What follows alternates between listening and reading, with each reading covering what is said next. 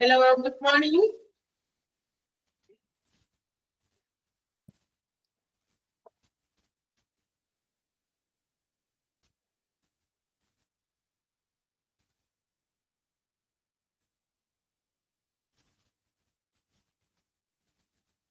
Good morning.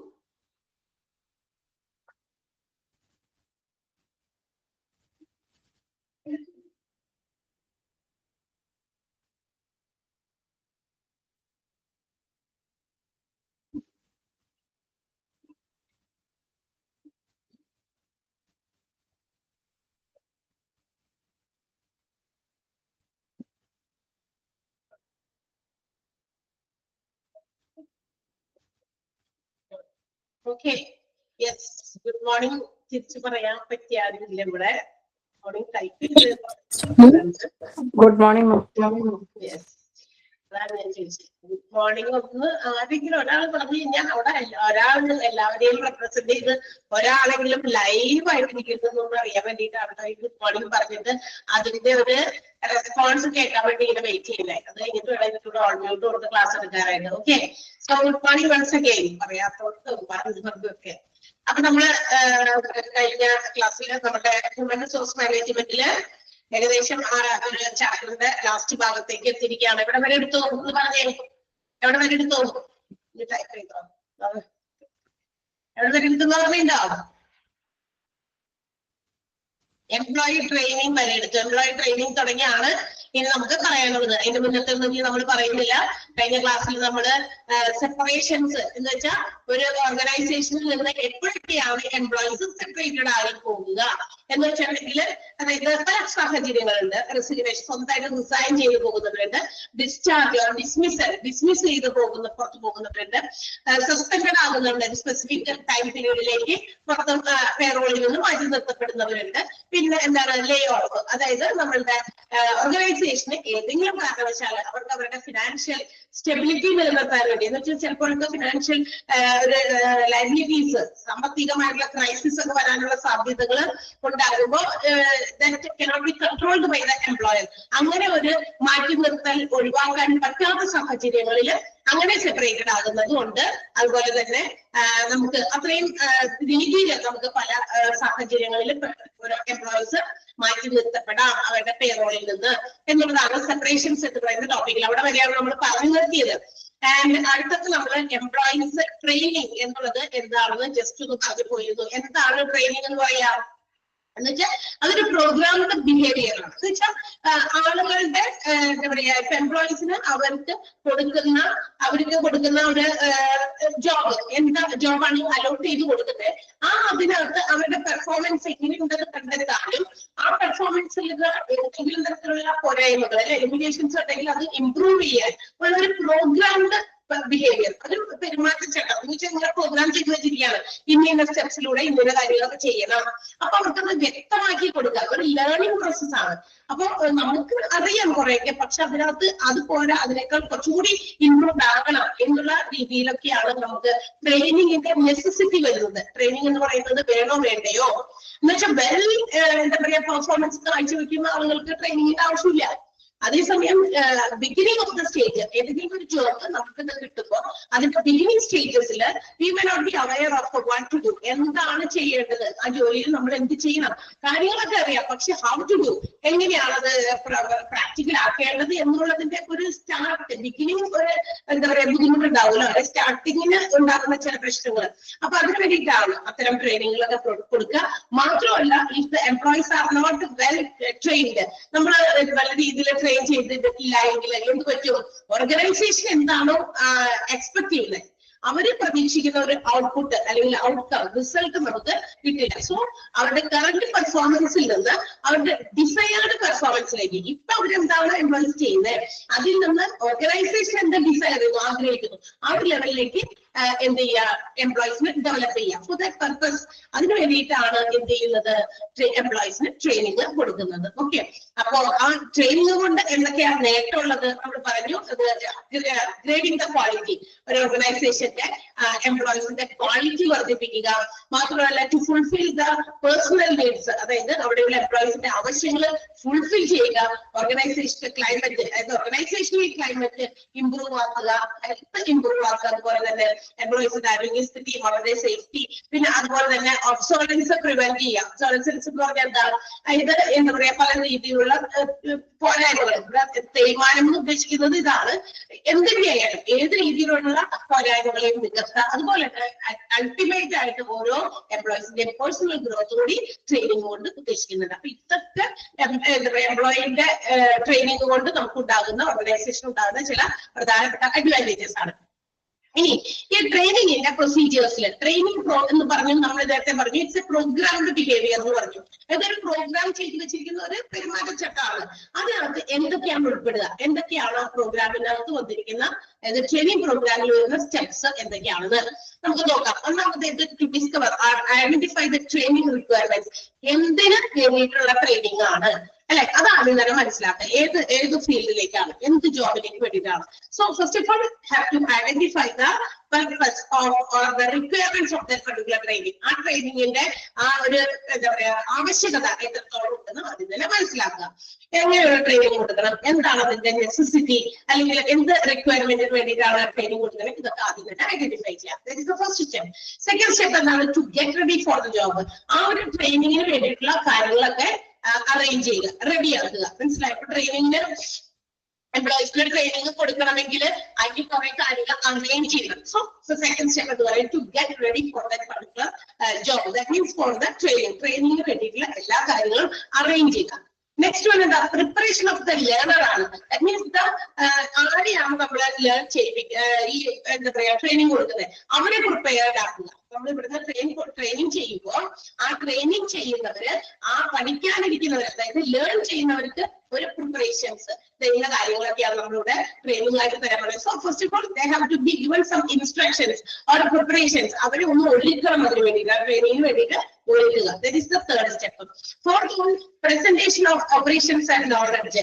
ഇനി അതെന്ത് ചെയ്യണം, നമ്മൾ ഉദ്ദേശിക്കുന്ന കാര്യം അവർക്ക് പ്രസന്റ് ചെയ്യണം.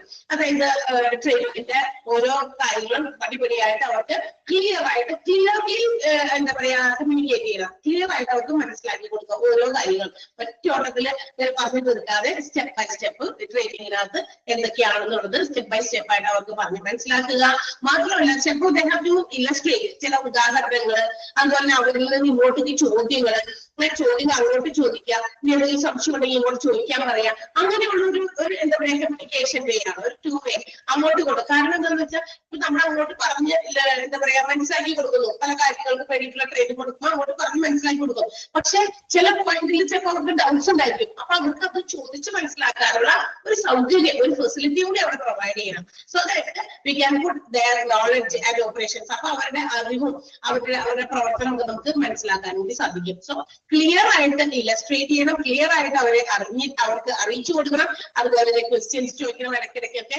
ഓക്കെ, അതുപോലെ തന്നെ അവർക്കും ഇങ്ങോട്ടേക്ക് എന്തെങ്കിലുമൊക്കെ ചോദിക്കാണെങ്കിൽ അതൊക്കെ. അപ്പൊ അങ്ങനെ ലേണർ ആ ആൾക്ക് എന്താ പറയാ അതിനെ കുറിച്ച്, അത് കഴിഞ്ഞിട്ട് ലാസ്റ്റ് അവർക്ക് അവരോട് എന്തൊക്കെയാണ് മനസ്സിലാക്കി ആ ഒരു ജോബിനെ കുറിച്ചിട്ടുള്ള ഒരു കാര്യങ്ങൾ വേണമെങ്കിൽ അവരോട് ഇങ്ങോട്ടേക്ക് സ്റ്റെപ്പ് ബൈ സ്റ്റെപ്പ് ആയിട്ട് പറയാനും വേണമെങ്കിൽ ആവശ്യപ്പെടാം. സോ അതാണ് നമ്മൾ അവരോട് പറയുകയാണെങ്കിൽ എന്തൊക്കെ മനസ്സിലാക്കി, നിങ്ങൾ ഈ ട്രെയിനിങ് എങ്ങനെയൊക്കെയാണ് നിങ്ങൾക്ക് ഈ ഒരു ജോബ് ചെയ്യേണ്ടത് എന്നുള്ള കാര്യം അവരോട് ഈച്ച് സ്റ്റെപ്പ് ബൈ സ്റ്റെപ്പ് ആയിട്ട് ചോദിക്കാൻ പറയാനായിട്ട് പറയാം. അതല്ല പെർഫോം ചെയ്ത് കാണിക്കേണ്ടതാണെങ്കിൽ അത് പെർഫോം ചെയ്ത് കാണിപ്പിക്കാനും ആവശ്യപ്പെടുക. ഓക്കെ, അപ്പൊ ഇതൊക്കെയാണ് ട്രെയിനിങ്ങിന്റെ ഭാഗമാണ്. അല്ലാതെ വെറുതെ നമ്മൾ കുറെ കാര്യങ്ങൾ പറഞ്ഞു മാത്രം മനസ്സിലാക്കിക്കൊണ്ട് കാര്യമില്ല.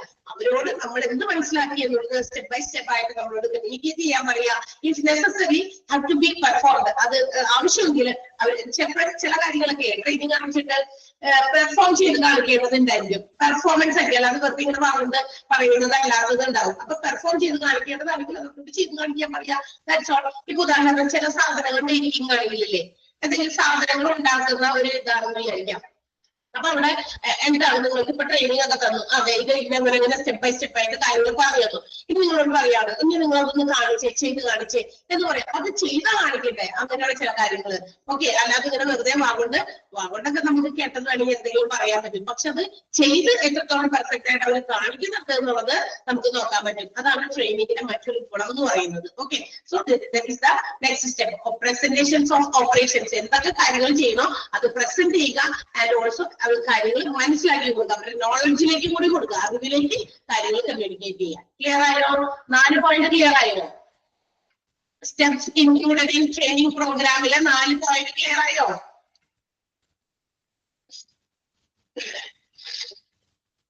Yes, okay. Then fourth കഴിഞ്ഞ 4ാമത്തെ കഴിഞ്ഞ 5ാമത്തെ സ്റ്റെപ്പാണ് പെർഫോമൻസ് ട്രൈഔട്ട്.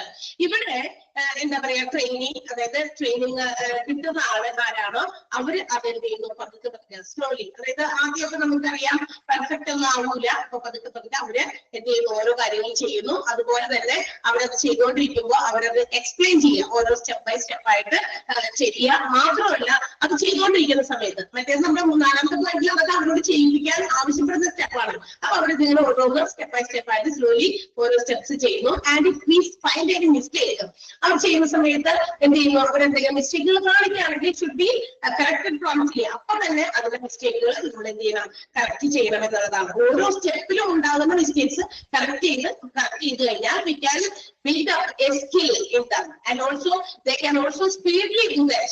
അവർക്ക് അത് പെട്ടെന്ന് സ്പീഡിൽ ചെയ്ത് തീർക്കാനും അതോടൊപ്പം അവരുടെ സ്കില്ല് വർദ്ധിപ്പിക്കാനും അതിലേക്ക് ഇടയാക്കും. അതാണ് എന്തെന്ന് വിളിക്കാം പെർഫോമൻസ് ട്രൈഔട്ട്. 4ാമത്തെ പോയിന്റില് അവർക്ക് ഓപ്പറേഷൻസ് കാണിച്ചു കൊടുക്കാം, അവർക്ക് ചെയ്യേണ്ട കാര്യങ്ങൾ അവർക്ക് പറഞ്ഞു മനസ്സിലാക്കി കൊടുക്കുക. മനസ്സിലായോ?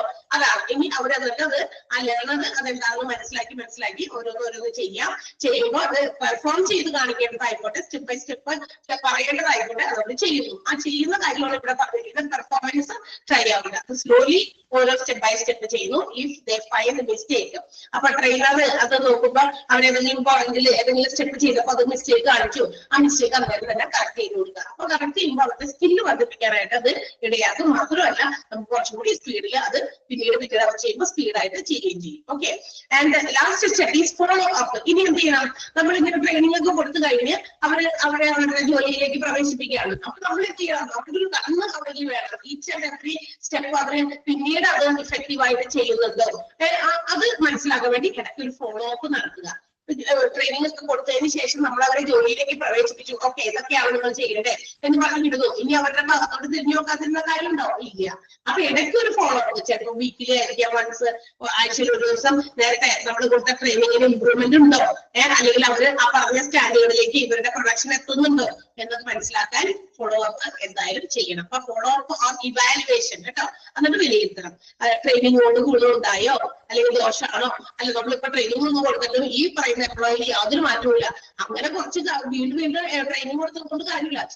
So that they can relieve that employee. അങ്ങനെ ഒരു ട്രെയിനിങ്ങും കൊടുത്തിട്ടും യാതൊരു ഇമ്പ്രൂവ്മെന്റും ചില എംപ്ലോയീസിന് ഉണ്ടാകാതാവുമ്പോഴാണ് അവർ എന്ത് ചെയ്യുന്നത്, മാറ്റുന്നത്. ആ ട്രെയിനിങ് പീരീഡിൽ അവര് ഫെയിലിയർ ആയിപ്പോയി. So they have to be relieved. അവരെന്ത് ചെയ്യുന്നു, മാറ്റുന്നു. ആ ജോലിയിൽ അവർക്ക് പ്രവേശിക്കാനുള്ള യോഗ്യതയില്ല, അതായത് പ്രാക്ടിക്കലി അത് ചെയ്യാനുള്ള കഴിവില്ല. ചിലപ്പോൾ ക്വാളിഫിക്കേഷൻ വൈസ് ആയിട്ട് നമ്മൾ ഇന്റർവ്യൂയിലൂടെ സെലക്ട് ഒക്കെ ചെയ്തത്, പക്ഷെ ട്രെയിനിങ് പീരീഡിൽ they have not made any success. അവർ അവരുടേതായ രീതിയിൽ അവരുടെ വിജയം കാണാനായിട്ട് സാധിച്ചില്ലെങ്കിൽ മേ ബി റിമൂവ്ഡ്. അങ്ങനെ വരുമ്പോൾ അവരെ റിമൂവ് ചെയ്യണം. അല്ലെങ്കിൽ നമ്മൾ വെറുതെ സാലറി കൊടുത്ത് വേജസ് കൊടുത്ത് ആ എംപ്ലോയീസിന് വെറുതെ നിർത്തേണ്ടത് ആവശ്യമുണ്ടോ? ഇല്ല. ആളിൽ നിന്ന് നമ്മൾ ഉദ്ദേശിച്ച പ്രൊഡക്ഷൻ കിട്ടുന്നില്ല.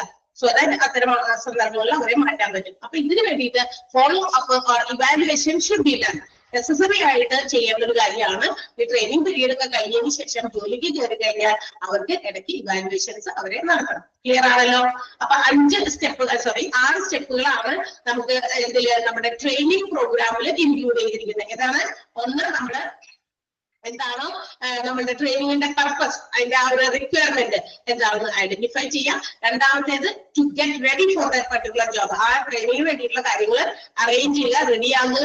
പ്രിപ്പറേഷൻ ഓഫ് ദ ലേണറിനെ, അതായത് പഠിതാവ് എന്ന് പറയുന്നത് ഇവിടെ ട്രെയിൻ കിട്ടുന്ന ആൾക്കാരാണ്. ട്രെയിനിങ് കിട്ടുന്നവരെ ഒഴുകുക. നാലാമത്തേക്ക് അവർക്ക് നോളജും അവർക്ക് വേണ്ട കാര്യങ്ങളും ഓപ്പറേഷൻസും എന്തൊക്കെയാണ് ചെയ്യുന്നതൊക്കെ കൃത്യമായി പറഞ്ഞു കൊടുക്കുക. അത് ചിലപ്പോൾ ഉദാഹരണ സഹിതം കാണിച്ചു കൊടുക്കേണ്ടി വരും, ഡെമോക്കെ കാണിച്ചു കൊടുക്കേണ്ടി വരും. അതുപോലെ തന്നെ അവർക്ക് ക്വസ്റ്റ്യൻസ് അങ്ങോട്ട് ചോദിക്കാൻ എന്ത് മനസ്സിലായി, ഈ ഒരു സ്റ്റെപ്പിൽ നിന്ന് എന്താ ചെയ്യേണ്ടത് എന്താണെങ്കിൽ അങ്ങോട്ട് ചോദിക്കാം, തിരിച്ച് അവർക്ക് ഇങ്ങോട്ടേക്കും ചോദിക്കാൻ പറ്റും. അവരെ എന്നിട്ട് പെർഫോമൻസ് ചെയ്യാനായിട്ട് അനുവദിക്കാം. അടുത്ത ലെവലില് നമ്മൾ സ്റ്റെപ്പില് പെർഫോമൻസ് ട്രൈ ഔട്ട് ആണ്. അവർ ചെയ്യുന്ന പെർഫോമൻസ് കൃത്യമായിട്ട് വാച്ച് ചെയ്യാം. അവർ മിസ്റ്റേക്സ് കാണുകയാണെങ്കിൽ അത് കറക്റ്റ് ചെയ്ത് കൊടുക്കുക. അത് അവരുടെ സ്കിൽ വർദ്ധിപ്പിക്കാൻ, സ്പീഡായിട്ട് അത്ര കാര്യങ്ങൾ പെർഫോം ചെയ്യാനായിട്ട് ഉപകരിക്കും. ലാസ്റ്റ് സ്റ്റെപ്പിൽ ഫോളോ അപ്പ് ഇവാലുവേഷൻ. ക്ലിയർ ആയോ? 6 പോയിന്റ് മനസ്സിലായോ? ഈ 6 പോയിന്റേയും ആ ഒരു ഫസ്റ്റ് ഭാഗമില്ലേ, അതായത് തുടക്ക ഭാഗം, അത് ഇമ്പോർട്ടന്റ് ആണ് കേട്ടോ. കുഞ്ഞു എക്സ്പ്ലനേഷൻസും അല്ല, അല്ലാതെയുള്ളത്. To discover or identify the training requirement. രണ്ടാമത്തേത് get ready for the job. 3 preparations of the learner. 4 presentation of operations and knowledge. 5 performance tryout. അവസാനത്തേത് follow up and evaluation. അത്രയും ഭാഗം ഒന്ന് അണ്ടർലൈൻ ചെയ്യാം. ട്രെയിനിങ്ങിന്റെ പ്രോഗ്രാമിന്റെ സ്റ്റെപ്പുകളാണ് നമ്മൾ പറഞ്ഞിരിക്കുന്നത്. ഓക്കെ, ക്ലിയർ അല്ലേ? അടുത്തേക്ക് പോകുന്നതാണേ. ഇതൊക്കെ സിമ്പിൾ കാര്യമാണ്, വലിയ ബുദ്ധിമുട്ടുള്ള കാര്യമല്ല അല്ലേ?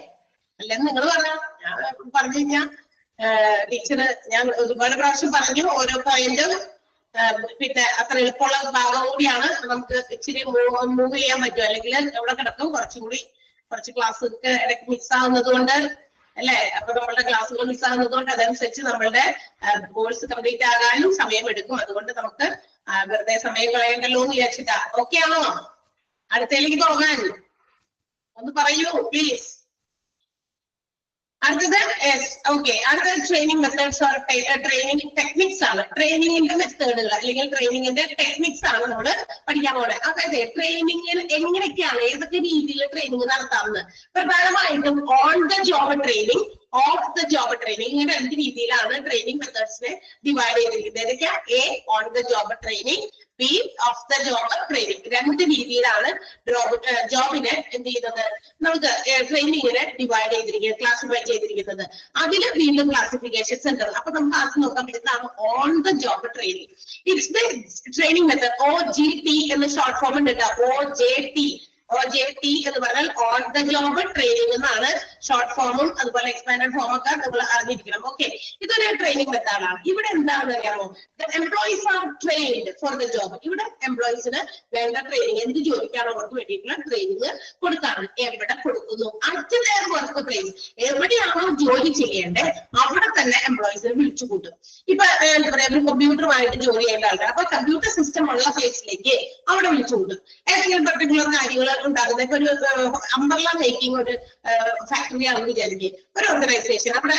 അവിടുത്തെ ഈ പറയുന്ന അംബ്രല്ല മേക്കിങ്ങുമായിട്ട് ബന്ധപ്പെട്ടിട്ടുള്ള കുറെ കാര്യങ്ങളൊക്കെ ചെയ്യേണ്ട ഒരു സ്ഥലമാണ്. അപ്പൊ അവിടെ നമ്മൾ ട്രെയിനിങ് കൊടുക്കും. അപ്പൊ അവർ ആ ഒരു യൂണിറ്റിലേക്ക് വിളിച്ചു വരുത്തണം.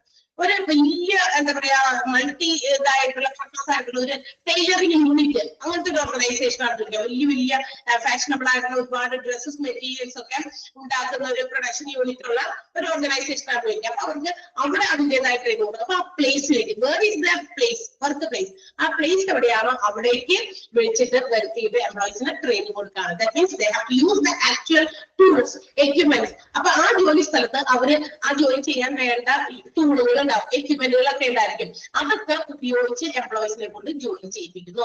അങ്ങനെ ഒരു ട്രെയിനിങ് കൊടുക്കുന്ന ആ ഒരു രീതി, ആ ഒരു മെത്തേഡിനെയാണ് നമ്മൾ ഓൺ ദ ജോബ് ട്രെയിനിങ് എന്ന് പറയുന്നത്. അപ്പൊ ഇത്രയും കാര്യങ്ങൾ ഓർത്തിരിക്കട്ടെ. ഏത് സ്ഥലത്താണോ ജോലി അവിടെ ട്രെയിനിങ് കൊടുക്കുന്നു. ആ ജോലിക്ക് വേണ്ട അല്ലെങ്കിൽ ആ എംപ്ലോയീസിന് ഉപയോഗിക്കേണ്ട ടൂൾസ്, എക്യുപ്മെന്റ്സ്, മറ്റു കാര്യങ്ങളൊക്കെ കൊടുത്ത് എന്താ പറയാ, ഇപ്പൊ ചില ഡോക്യുമെന്റ് ആയിരിക്കും, ടൂൾസ് മാത്രമല്ല ചില ഡോക്യുമെന്റുകൾ കാണിച്ചു കൊടുത്തിട്ട് ചെയ്യേണ്ട ജോലിയായിരിക്കും. അങ്ങനെയുള്ള കാര്യങ്ങളൊക്കെ പ്രൊവൈഡ് ചെയ്ത് എംപ്ലോയീസിനെ കൊണ്ട് ജോലി ചെയ്യിപ്പിക്കുന്നു എന്നുള്ളതാണ്. അങ്ങനെയുള്ള ട്രെയിനിങ് കൊടുക്കുന്നു. അതിനെയാണ് നമ്മൾ ഓൺ ദ ജോബ് ട്രെയിനിങ് എന്ന് വിളിക്കുക.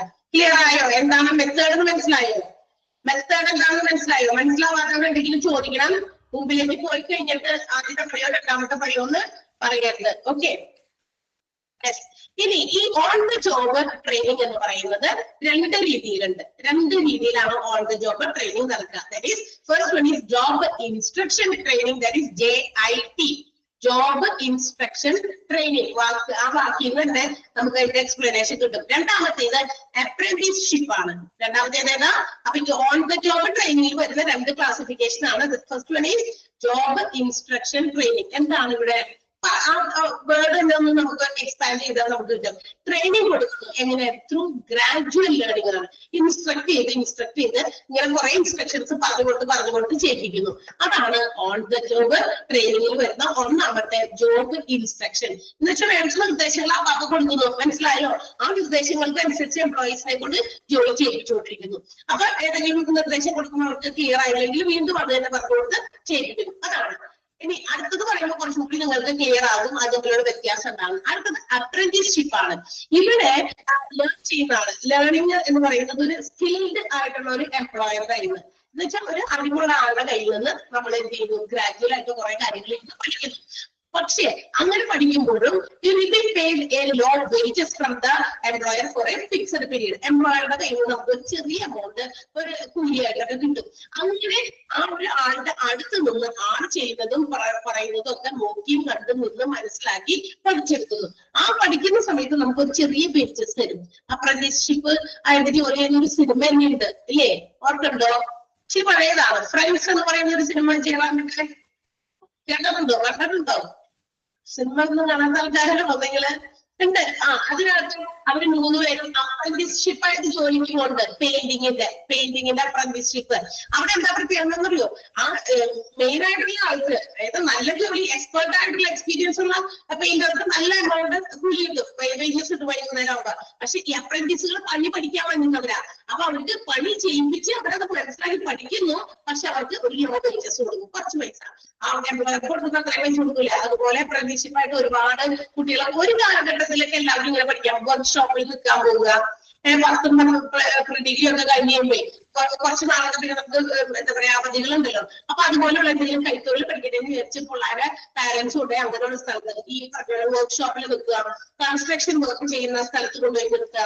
അപ്പൊ അവരത് പഠിക്കാൻ വേണ്ടിയിട്ടാണ്. ഇന്നത്തെ കാലത്ത് കുട്ടികളെ അങ്ങനെ അങ്ങനത്തെ ഇത് പഠിക്കാനായിട്ട് പാരന്റ്സ് തയ്യാറാകുന്നില്ല. ഡിഗ്രി എടുക്കട്ടെ, അതിൽ പറ്റിയ ഏതെങ്കിലും പ്രൊഫഷണൽ കോഴ്സുകൾ പഠിച്ചിട്ട് പിള്ളേരെ ഇത്രയും വലിയ കഷ്ടപ്പാടും വെയിലൊക്കെ കൊണ്ടുവന്ന് ജോലിയൊന്നും ചെയ്യിപ്പിക്കേണ്ടെന്ന് വിചാരിച്ചിട്ട് എന്ത് ചെയ്യുന്നു? നമ്മൾ അങ്ങനെയുള്ള കോഴ്സുകളിൽ കൊണ്ടുപോയി സെലക്ട് ചെയ്ത് എടുക്കുന്നു, അല്ലെ? പക്ഷെ ഇത് ഇങ്ങനെയും ഉണ്ട്. അപ്പൊ ചില നമ്മളുടെ എന്താ പറയാ കൈത്തൊഴിൽ പോലെ കുറെ കാര്യങ്ങൾ പഠിച്ചു വെക്കാൻ വേണ്ടിയിട്ട് ആളുകൾ അങ്ങനെ കൊണ്ടുപോയി ചെയ്യിക്കാറുണ്ട്. പക്ഷെ അവിടെ ഒരു ലോ വേജസ് നമുക്ക് ഒരു ഫിക്സഡ് പീരീഡിലേക്കാണ്. ചിലപ്പോൾ 3 മാസത്തേക്ക്, ചിലപ്പോൾ 1 വർഷത്തേക്ക്, അല്ലെങ്കിൽ 6 മാസത്തേക്ക്, അങ്ങനെയൊക്കെ. അതാണ് അപ്രന്റീസ്ഷിപ്പ്. അപ്പൊ അപ്രന്റീസ്ഷിപ്പും ജോബ് ഇൻസ്ട്രക്ഷൻ ട്രെയിനിങ് തമ്മിലുള്ള വ്യത്യാസം മനസ്സിലായില്ലേ? ഈ രണ്ടാമത് പറഞ്ഞ അപ്രന്റീസ്ഷിപ്പിന് ഒരു ലോ വേജസ് കിട്ടും. ആദ്യത്തെ പറഞ്ഞ ട്രെയിനിങ് പീരീഡിൽ നോ സാലറി ഓർ വേജസ്. അവിടെ എന്ത് ചെയ്യില്ല? സാലറിയോ വേജസോ കൊടുക്കില്ല. അവിടെ ഗ്രാജുവൽ ആയിട്ട് നമ്മൾ ആ പ്രൊഫഷന് വേണ്ടിയിട്ട്, ആ ജോബിന് വേണ്ടിയിട്ടുള്ള കാര്യങ്ങൾ ഇങ്ങനെ പഠിച്ച് എടുക്കുന്നു എന്നുള്ളതാണ്. അവിടെ വേജസ് ഒന്നും കിട്ടില്ല. ക്ലിയർ ആണല്ലോ? അപ്പൊ ഓൺ ദി ജോബ് ട്രെയിനിങ്ങിനെ രണ്ടായിട്ട് തരംതിരിച്ചിട്ടുണ്ട്. ജോബ് ഇൻസ്ട്രക്ഷൻ ട്രെയിനിങ്ങും അപ്രന്റീസ്ഷിപ്പും. ഓൺ ദി ജോബ് ട്രെയിനിങ് എന്ന് പറഞ്ഞാൽ എംപ്ലോയീസ് ഏത് സ്ഥലത്താണ് ജോലി ചെയ്തത് അവിടെ തന്നെ വെച്ച് അവരെ കൊണ്ട് ജോലി ചെയ്യിപ്പിച്ച് കാണിച്ചു കൊടുക്കുന്നു, ട്രെയിനിങ് കൊടുക്കുന്നു എന്നുള്ളതാണ്. അവിടെ ആവശ്യമായ അവർ ഉപയോഗിക്കേണ്ട ടൂൾസും എക്യുപ്മെന്റ്സും ഡോക്യുമെന്റ് ആണെങ്കിൽ അതും ഒക്കെ ഉപയോഗിച്ച് അവർക്ക് ട്രെയിനിങ് കൊടുക്കുന്നു. അതാണ് on the job training. And it is classified in two JIT, job instruction training and apprenticeship. Clear ആണോ? മനസ്സിലായോ? ഇനി അടുത്തത് രണ്ടാമത്തെ ടെക്നിക്കാണ്. ട്രെയിനിങ്ങിന്റെ രണ്ടാമത്തെ രീതിയാണ് off the job method. On the job training എന്തായിരുന്നവർക്ക് എവിടെയാണ് ജോലി ചെയ്യേണ്ടത് എംപ്ലോയീസ് അവിടെ കൊണ്ടുപോയി ആ ടൂൾസും എക്യുപ്മെന്റ്സും ഒക്കെ അവരെ കൊണ്ട് ഉപയോഗപ്പെടുത്തി അവർക്ക് എന്ത് ചെയ്യുന്നു? ട്രെയിനിങ് കൊടുക്കുന്നു. എന്നാൽ ഓഫ് ആണ് കേട്ടോ. ഓഫ് ദ ജോബ് ട്രെയിനിങ് എന്ന് പറയുമ്പോൾ തന്നെ അപ്പൊ നിങ്ങൾക്ക് മനസ്സിലാകാം just opposite to on the job training. അതുപോലെ അല്ല, ഇവിടെ ആക്ച്വൽ ആയിട്ടുള്ള വർക്ക് പ്ലേസിലേക്ക് എംപ്ലോയീസിനെ കൊണ്ടുപോകുന്നില്ല. മനസ്സിലായോ? പിന്നെ എന്ത് ചെയ്യും? അവിടെ ഓഫാണ്. ആ സ്ഥലത്ത് വെച്ചിട്ട് എല്ലാ ട്രെയിനിങ് കൊടുക്കണേ. വേറെ ഏതെങ്കിലും ഒരു സ്ഥലത്ത് വെച്ചിട്ട് ആക്ച്വൽ വർക്ക് ഫ്ലോറിലല്ലാതെ മറ്റേതെങ്കിലും ഒരു സ്ഥലത്ത് ജോബിൽ നിന്നും ഒരുപാട് സ്ഥലത്തൊക്കെ ചിലപ്പോൾ മാറിയൊക്കെ ആയിരിക്കാം വർക്കേഴ്സിനെ എംപ്ലോയീസിനെ കൊണ്ടുപോയി ട്രെയിനിങ് കൊടുക്കുന്നു. എന്താണ് ജോബ്? ഇത്തരം എന്താ പറയാ ഓഫ് ദി ജോബ് ട്രെയിനിങ് എന്ന് പറയുന്നത് ഒരു ട്രെയിനിങ് മെത്തേഡാണ്. In which the workers or employees learn their job. അവരുടെ ജോബ് അവർ മനസ്സിലാക്കുന്നത് roles away from the actual work place or work floor. എവിടെയാണ് അവരുടെ വർക്ക് ഫ്ലോർ അവിടെ നിന്ന് കുറെ ദൂരെയായിട്ട് മാറിയൊക്കെ ആയിരിക്കും ചിലപ്പോ അവർക്ക് ട്രെയിനിങ് കിട്ടുക. ക്ലിയർ ആണോ? മനസ്സിലായോ? Of the job training method. അപ്പൊ ഒന്നാമത്തേത് ഓൺ ദ ജോബ് ആണ്, സ്ഥലത്ത് തന്നെ വെച്ചിട്ട് കൊടുക്കുന്ന ട്രെയിനിങ്.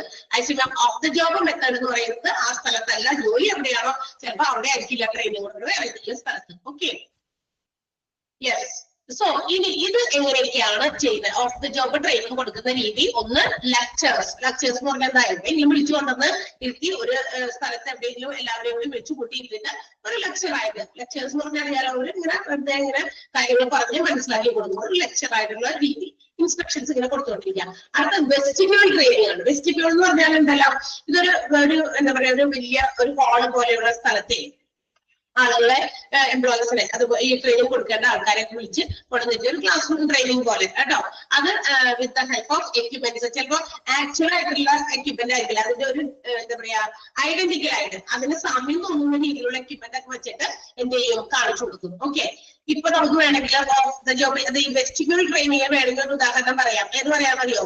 ഇപ്പൊ ഡോക്ടേഴ്സ് ഒക്കെ ആകാൻ പഠിക്കുന്നവരില്ലേ, സർജൻസ് ഒക്കെ ആവൂലേ, ഓപ്പറേഷൻസ് ഒക്കെ ചെയ്യാൻ വേണ്ടിയിട്ട് ഇല്ലേ, ഉണ്ടോ ട്രെയിനിങ്? അപ്പൊ അവർക്ക് എങ്ങനെയായിരിക്കും ട്രെയിനിങ് കൊടുക്കാം? ഇപ്പൊ ഒരു ബോഡിയിൽ ഓപ്പറേഷൻസ് ഒക്കെ ചെയ്യണം, വേഗം കൊണ്ടുവന്ന് ആരെങ്കിലും പിടിച്ച് ഡെസ്കിൽ കൊണ്ടുവന്ന് നടത്തിയിട്ട് ഓപ്പറേഷൻ ചെയ്തോ എന്ന് പറയുന്നത് ആക്ച്വൽ ആയിട്ടുള്ള ബോഡിനെ കൊണ്ട് വയ്ക്കാൻ പറ്റുമോ? പറ്റില്ല. അപ്പൊ എന്ത് ചെയ്യും? ഡമ്മിയാണ്. യെസ്, ഡമ്മി കൊണ്ടുവന്ന് വെച്ചിട്ട് അവര് അതിന്റെ അകത്ത് അവയവർക്ക് അവർ ഉണ്ടായിരിക്കും, അതൊക്കെ വെച്ചിട്ട് ഇവരിങ്ങനെ കാണിച്ചു കൊടുക്കുക. അപ്പൊ ട്രെയിനിങ്. അപ്പൊ അവര് യഥാർത്ഥ സ്ഥലത്തല്ല, ഹോസ്പിറ്റൽസ് ആയിരിക്കില്ല, ഹോസ്പിറ്റൽസിലാവണമെന്നില്ല, ഏതെങ്കിലും ലാബിലോ മറ്റേതെങ്കിലും സ്ഥലത്ത് അതിന് വേണ്ടിയിട്ട് പഠിക്കാൻ വേണ്ടിയിട്ടുള്ളവർക്ക് ഇത്തരം പ്രാക്ടിക്കൽ ക്ലാസ്സസ് കൊടുക്കാനുള്ള സ്പെഷ്യൽ റൂം ഒക്കെ ഉണ്ടായിരിക്കും. അപ്പൊ അവിടെ കൊണ്ടുപോയി നിർത്തി അവർക്ക് കാര്യങ്ങൾ പറഞ്ഞ് മനസ്സിലാക്കി കൊടുക്കുന്ന ആക്ച്വൽ ആയിട്ടുള്ള മനുഷ്യനെ കൊണ്ടുവന്ന് എത്തിയിട്ടായിരിക്കില്ല അത്തരം സർജറീസ് ഒക്കെ കണ്ടക്ട് ചെയ്യുക. അപ്പൊ അതൊരു ഉദാഹരണം പറഞ്ഞത് മാത്രം. അതുപോലെ പല ജോലിക്കും കൊണ്ടിട്ടുണ്ട്. ഞാൻ ആ ഒരു ഹോസ്പിറ്റൽ റിലേറ്റ് ചെയ്ത് പറഞ്ഞത് മാത്രം. പല ജോലിക്കും ഇങ്ങനെയുള്ള ട്രെയിനിങ് കൊടുക്കാറുണ്ട്. ആക്ച്വൽ ആയിട്ടുള്ള ടൂൾസ് ഒന്നും ഉപയോഗിക്കാതെ തന്നെ അതിന് സാമ്യത തോന്നുന്ന രീതിയിലുള്ള സാധനങ്ങളൊക്കെ വെച്ചിട്ട് എന്ത് ചെയ്യുന്നു, കൊണ്ടുപോയിട്ട് അവർക്ക് ട്രെയിനിങ് കൊടുക്കുന്നു. That's called vestibule training, classroom training. ഓർക്കുക, അത് ക്ലാസ് റൂം ട്രെയിനിങ് ആണ്. അടുത്തത് എന്താണ്? കോൺഫറൻസ് ആണ്. കോൺഫറൻസ് എന്ന് പറഞ്ഞതും ഇതുപോലെ തന്നെ നമ്മുടെ എന്താ പറയാ ചില വർക്ക്ഷോപ്പ് പോലെയൊക്കെ നിർത്തിയിട്ട്, അതായത് എന്തൊക്കെയാണ് ജോലികൾ ചെയ്യേണ്ടത്, ഓരോ ജോലിയിലും ചെയ്യേണ്ട കാര്യങ്ങൾ ഒരു വട്ടമേശ പോലെയൊക്കെ ഇങ്ങനെ പിടിച്ചൊക്കെ കൊടുത്ത് എല്ലാവരെയും എത്തിയിട്ട് അവിടെ പല കാര്യങ്ങളൊക്കെ മനസ്സിലാക്കി കൊടുക്കുന്നു. അങ്ങനെയും ട്രെയിനിങ് കൊടുക്കുന്നുണ്ട്. എല്ലാവരെയും പിടിച്ചെത്തിയിട്ട് ചിലപ്പോ ടൂൾസ് ഉണ്ടാവാം, ചിലപ്പോൾ ടൂൾസ് ഇല്ലാതിരിക്കാം, അങ്ങനെയൊക്കെ. ചിലപ്പോൾ ടൂള് എന്താണെന്ന് പറഞ്ഞു മാത്രം കൊടുക്കുന്നു, ആക്ച്വൽ ആയിട്ടുള്ള ഡെമോ ഒന്നും കാണിച്ചു കൊടുക്കേണ്ട ആവശ്യമില്ലായെങ്കിൽ ഓക്കെ, അത്തരം ചെറിയൊരു കോൺഫറൻസ് പോലെയൊക്കെ നടത്തി ട്രെയിനിങ് പ്രൊവൈഡ് ചെയ്യാവുന്ന രീതിയുണ്ട്. അതൊക്കെ ഓഫ് ദ ജോബ് ട്രെയിനിങ്ങിൽ വരുന്നതാണ്. പിന്നെന്താ? Group discussions. എല്ലാവരും കൂടി ചേർന്നിരുന്ന് എന്താ പറയാ അങ്ങോട്ടും ഇങ്ങോട്ടൊക്കെ കാര്യങ്ങൾ ഡിസ്കസ് ചെയ്ത് ഓരോ കാര്യങ്ങൾ ഒരു ജോബ് ചെയ്യുന്നതുമായി ബന്ധപ്പെട്ട് എന്തൊക്കെയാണ് എല്ലാവർക്കും കൂടി ഡിസൈഡ് ചെയ്ത് ഡിസ്കഷൻസിലൂടെ തീരുമാനങ്ങൾ എടുത്ത് അങ്ങനെയും ട്രെയിനിങ് ഉണ്ട്. ഓക്കെ, അതും ഒരു ട്രെയിനിങ് രീതിയാണ്. പിന്നെ കേസ് സ്റ്റഡീസ്, അത് ലേണിംഗ് ബൈ ഡൂയിങ് ആണ്. കേസ് സ്റ്റഡീസ് ഓരോ നേരത്തെ ഉള്ള പഠനങ്ങളൊക്കെ നോക്കി ഇപ്പൊ നമ്മുടെ ലോയേഴ്സ് അങ്ങനെ പല സിറ്റുവേഷൻസ് ഒക്കെ വരുമ്പോ, ഇന്ന സിറ്റുവേഷൻ വരുമ്പോ അങ്ങനെ ഒരു സിറ്റുവേഷൻ നേരത്തെ ഉണ്ടായിട്ടുണ്ടോ, അപ്പൊ നമുക്ക് എന്ത് തീരുമാനങ്ങൾ എടുക്കാം, എങ്ങനെ വാദിക്കാം എന്നുള്ള കാര്യങ്ങൾ പഠിച്ച്, അതുപോലെ തന്നെ ഹോസ്പിറ്റൽസിലും വരും പല കാര്യങ്ങൾ, സർജറി ഒക്കെ നടത്തി ആ സർജറി ഇപ്പൊ വേറെ പുതിയ വന്നിരിക്കുകയാണ്, നമ്മൾ അതിനെങ്ങനെ സർജറി നടത്തും, അപ്പൊ ആ സ്റ്റഡി അതിനെ കുറിച്ചൊക്കെ പഠനങ്ങളൊക്കെ നടത്തും, എങ്ങനെയാണ് നേരത്തെ അത് കണ്ടക്ട് ചെയ്തിരിക്കുന്നത്, അങ്ങനെ അതൊക്കെ ട്രെയിനിങ്ങിന്റെ ഭാഗം തന്നെയാണ്, അതൊക്കെ ട്രെയിനിങ് രീതി തന്നെയാണ്. ഓക്കെ, അപ്പൊ അതൊക്കെ വേറെ സ്ഥലത്ത് നിന്നിട്ടായിരിക്കും, അല്ലാണ്ട് ആക്ച്വൽ ആയിട്ട് നടക്കുന്ന സമയത്തല്ല അതിനെ കുറിച്ചിട്ട് അത് പഠിപ്പിച്ചു കൊടുക്കുക. അപ്പൊ കേസ് സ്റ്റഡീസിലൂടെ എന്ത് ചെയ്യാം, നമുക്ക് ട്രെയിനിങ് നേടാൻ സാധിക്കുന്നതാണ്. പിന്നെ റോൾ പ്ലേയിങ് ആണ്. എന്ന് വെച്ചാൽ you have to pretend to be someone. അതായത് നമ്മൾ എന്തെങ്കിലും ആണെന്ന് നമ്മൾ തന്നെ സ്വന്തമായിട്ട് അഭിനയിക്കുക, എന്നിട്ട് ആ ഒരു സിറ്റുവേഷനിൽ, ശരിക്കും പറഞ്ഞാൽ ആ ഒരു പർട്ടിക്കുലർ സിറ്റുവേഷൻ അല്ലാതെ തന്നെ നമ്മൾ എന്ത് ചെയ്യുന്നു, ആ ഒരു സിറ്റുവേഷനിലാണ് എന്ന വ്യാജേന നമ്മൾ ട്രെയിനിങ് കൊടുക്കുന്നു. അത് നമ്മൾ പലപ്പോഴും പല വീഡിയോസ് കണ്ടിട്ടുണ്ടായിരിക്കും. ഇപ്പൊ ഒരാള് പെട്ടെന്ന് നമ്മൾ എവിടെയെങ്കിലും ബസ് സ്റ്റാൻഡിലൊക്കെ ഇങ്ങനെ വീഡിയോസ് അങ്ങനത്തെയൊക്കെ ഞാൻ കണ്ടിട്ടുണ്ട്. നിങ്ങൾ കണ്ടിട്ടുണ്ടോ എന്ന് എനിക്കറിയില്ല, പറയുമ്പോൾ ചിലപ്പോൾ അറിയാൻ പറ്റും. ബസ് സ്റ്റാൻഡിലൊക്കെ ചിലവര് അവയർനെസ്സിന് വേണ്ടിയില്ല, ഒരാള് പെട്ടെന്ന് നിൽക്കുന്ന, നമ്മളുടെ ഒരുമിച്ച് ബസ് കാത്ത് നിൽക്കുന്ന ആളിൽ ഒരാൾ പെട്ടെന്ന് പഴി വീഴുന്നു. So what we have to do, എന്താണ് നമ്മൾ ചെയ്യേണ്ടത്? ആദ്യം 2-3 പ്രാവശ്യം ചുമലിലൊക്കെ തട്ടി ഒന്ന് എഴുന്നേൽപ്പിക്കാനായിട്ട് നോക്കുന്നു അല്ലെ. അപ്പൊ അതിന് റിയാക്ഷൻസ് ഒന്നും ഇല്ല എങ്കിൽ എന്താ പറയാ, പെട്ടെന്ന് ഹാർട്ടുമായിട്ട് ബന്ധപ്പെട്ടിട്ടുള്ള കാര്യങ്ങളൊക്കെ ആണെങ്കിൽ CPR കൊടുക്കാനുള്ള കാര്യങ്ങളൊക്കെ പ്രൊവൈഡ് ചെയ്യുന്ന വീഡിയോസ് കണ്ടിട്ടില്ലേ? നിങ്ങൾ കണ്ടിട്ടുണ്ടോ? അപ്പൊ അത് ആ സമയത്ത് നമ്മൾ എന്താണ് ചെയ്യേണ്ടത്, എങ്ങനെയാണ്, പക്ഷെ നമ്മൾ ആരും ഡോക്ടേഴ്സ് അല്ല. സോ നമ്മൾ അതിന് വേണ്ടിയിട്ട് എങ്ങനെ ട്രെയിൻ ചെയ്യണം ആൾക്കാരെ, അങ്ങനത്തെ ട്രെയിനിങ് കൊടുക്കുന്ന പല കാര്യങ്ങളും നമ്മൾ വീഡിയോസിൽ കണ്ടിട്ടുണ്ട്.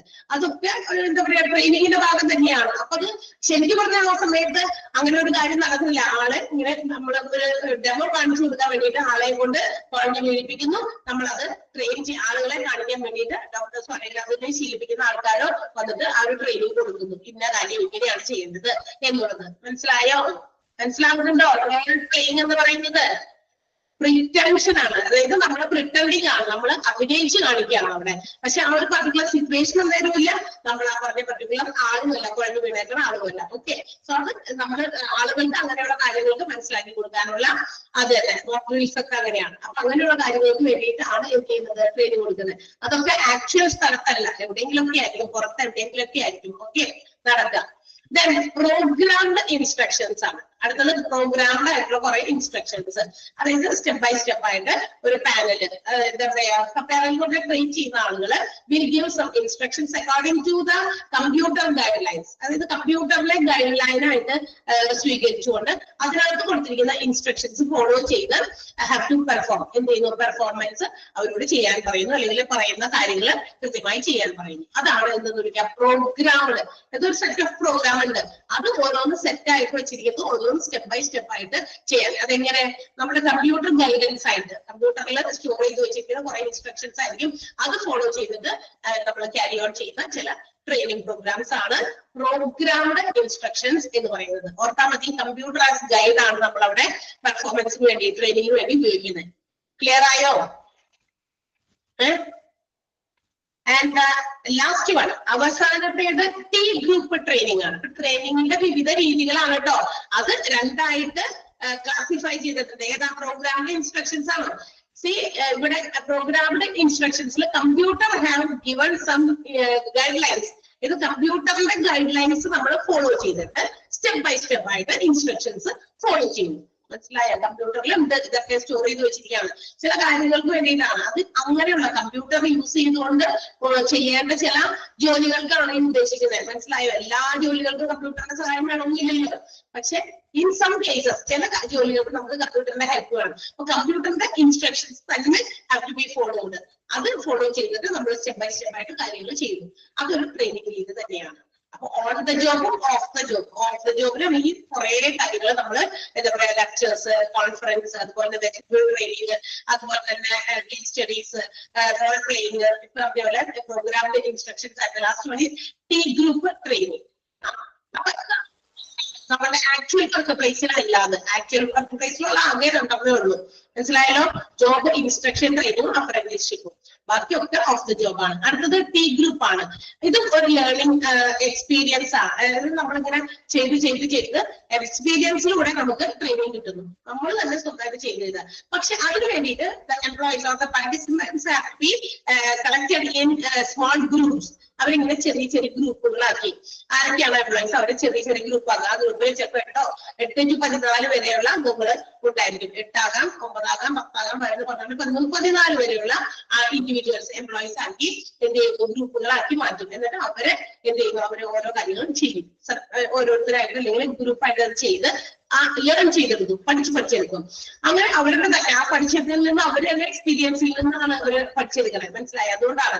അപ്പൊ അവർക്ക് അതിനകത്ത് ആ ചെയ്യുമ്പോൾ അവരുടെ ഫീലിങ്സ്, അവരുടെ റിയാക്ഷൻസ്, അവരുടേതായ ആശയങ്ങൾ, പെർസെപ്ഷൻസ്, മാത്രമല്ല അവരുടെ ബിഹേവിയർ ഒക്കെ അവർക്ക് അവിടെ എന്ത് ചെയ്യാം, ആ ലേണിംഗിന്റെ ഒരു ഭാഗമായിട്ട് ഇൻക്ലൂഡ് ചെയ്യാം. ഓരോരുത്തർക്കും അവരുടേതായ ബിഹേവിയർ ഉണ്ട്, അവരുടേതായ പെർസെപ്ഷൻസ് ഉണ്ട്, അവരുടേതായ ഫീലിങ്സും റിയാക്ഷൻസും ഉണ്ട്. അപ്പൊ അതൊക്കെ മനസ്സിലാക്കി തന്നെ എന്ത് ചെയ്യാം, ലേണിംഗ് കംപ്ലീറ്റ് ചെയ്യാം, ട്രെയിനിങ്ങും അതോടൊപ്പം നടക്കും. അതാണ് ടി ഗ്രൂപ്പ്. അവിടെ ഗ്രൂപ്പാണ് കേട്ടോ, ഓർത്തിരിക്കുക. ഗ്രൂപ്പ് ലേണിംഗ് ആണെന്നും കൂടി മനസ്സിലാക്കാം. ഇൻഡിവിജ്വൽ ആയിട്ടുള്ള ലേണിംഗ് അല്ല, ഗ്രൂപ്പിൽ തന്നെയാണ് ഇവിടെ പ്രാധാന്യം. അപ്പൊ എന്ത് ചെയ്യും, ഒരാൾക്ക് ചിലപ്പോൾ മനസ്സിലാകാത്ത എന്തെങ്കിലും കാര്യം ഉണ്ടെങ്കിൽ ഗ്രൂപ്പിൽ ഡിസ്കസ് ചെയ്ത് അവർ പരസ്പരം അങ്ങോട്ടും ഇങ്ങോട്ടും ഷെയർ ചെയ്ത് ആ ഒരു ജോബ് കംപ്ലീറ്റ് ചെയ്യും. അത് ഗ്രൂപ്പായിട്ട് ചെയ്യേണ്ട ജോലികളും ആയിരിക്കും. ക്ലിയർ ആയോ? ടി ഗ്രൂപ്പ് ട്രെയിനിങ് മനസ്സിലായോ? Okay, next one. അപ്പൊ നമ്മള് മെത്തേഡുകളാണ് പഠിച്ചത്. ട്രെയിനിങ്ങിന്റെ രീതികളാണ് off the job, on the job. Off the ജോബിലും ആകെ 2 ഉണ്ട്. സോറി, ഓൺ ദ ജോബിലും 2 ക്ലാസിഫിക്കേഷൻ വീണ്ടും ഉണ്ട്. JITയും അപ്രന്റീസ്ഷിപ്പും. ഓഫ് ദ ജോബ് ട്രെയിനിങ്ങിലും അതിന്റേതായ ക്ലാസിഫിക്കേഷൻ ഉണ്ട്. Okay, next one is performance appraisal. ഇനി നമ്മൾ ഈ ചാപ്റ്ററിൽ കണ്ട അല്ലെങ്കിൽ നമ്മൾ പറഞ്ഞ കുറച്ച് സമയം ഏതൊക്കെയോ കാര്യത്തിൽ കേൾക്കുന്ന ഒരു കാര്യമാണ് പെർഫോമൻസ് അപ്രൈസൽ എന്ന് പറയുന്നത്. എന്താണ് പെർഫോമൻസ് അപ്രൈസൽ എന്ന് പറയുന്നത്? It is the evaluation or the estimation of employees performance. എംപ്ലോയിയുടെ പെർഫോമൻസിനെ വിലയിരുത്തുക, അതിനെ ഇവാലുവേറ്റ് ചെയ്യുക എന്നുള്ളതാണ്. എന്തിനു വേണ്ടിയിട്ട്? In terms of the job requirements. ഇപ്പൊ എന്ത് ജോലിയാണ് കൊടുത്തേക്കണേ, ആ ജോലിയുമായി ബന്ധപ്പെടുത്തി, ആ ജോലിയുടെ ആവശ്യകതയുമായി ബന്ധപ്പെടുത്തി ജോബ് കൊടുത്തിരിക്കുന്ന ആള് ആരാണ്? എംപ്ലോയിയുടെ പെർഫോമൻസ് വിലയിരുത്തുക. ഇപ്പൊ ടീച്ചിങ് ജോലിയാണ് കൊടുത്തേക്കണേ, ആ ടീച്ചിങ് ജോലി ആ ടീച്ചർ എത്രത്തോളം നന്നായി കൈകാര്യം ചെയ്യുന്നുണ്ട് അത് വിലയിരുത്തുക. അല്ലെങ്കിൽ മറ്റേതെങ്കിലും ജോലി, ഒരു കമ്പ്യൂട്ടറുമായി ബന്ധപ്പെട്ട ഒരു ടെക്നിക്കൽ ആയിട്ടുള്ള ഒരു കാര്യം കൊടുത്തേക്കണേ, ആ ഒരു ജോലി ആള് എത്രത്തോളം ഭംഗിയായി ചെയ്യുന്നുണ്ട് അത് ഇവാലുവേറ്റ് ചെയ്യുക, എസ്റ്റിമേറ്റ് ചെയ്യുക. It's called performance appraisal. മനസ്സിലായോ?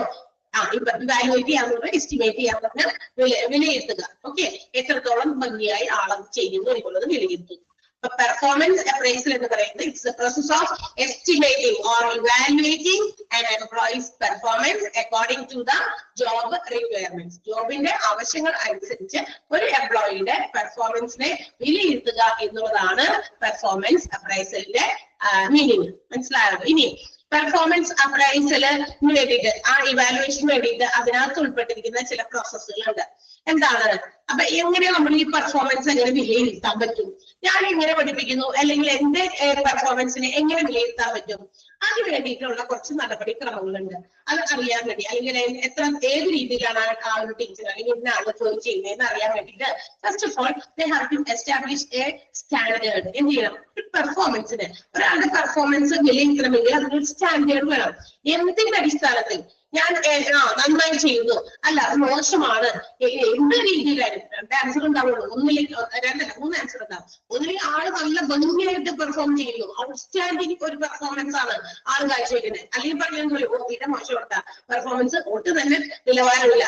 അല്ലെങ്കിൽ പറയും ആവറേജ്, അങ്ങോട്ടും ഇങ്ങോട്ടുമില്ല. ഓക്കെ, ഈ 3 രീതിയിലുള്ള റിസൾട്ട് ആയിരിക്കും നമുക്കൊരു പെർഫോമൻസ് അപ്രൈസൽ ചെയ്യുമ്പോൾ കിട്ടുക. സോ എങ്ങനെ, ഏതുമായി ബേസ് ചെയ്ത്, സോ ദാറ്റ് അതിനുവേണ്ടി ഒരു സ്റ്റാൻഡേർഡ് എസ്റ്റാബ്ലിഷ് ചെയ്യണം. ഒരു എന്താ പറയാ നിലവാരം നമ്മൾ വെക്കണം. ഇതാണ് ഇന്ന് ഒരു സാധനം നമുക്ക് കിട്ടണം.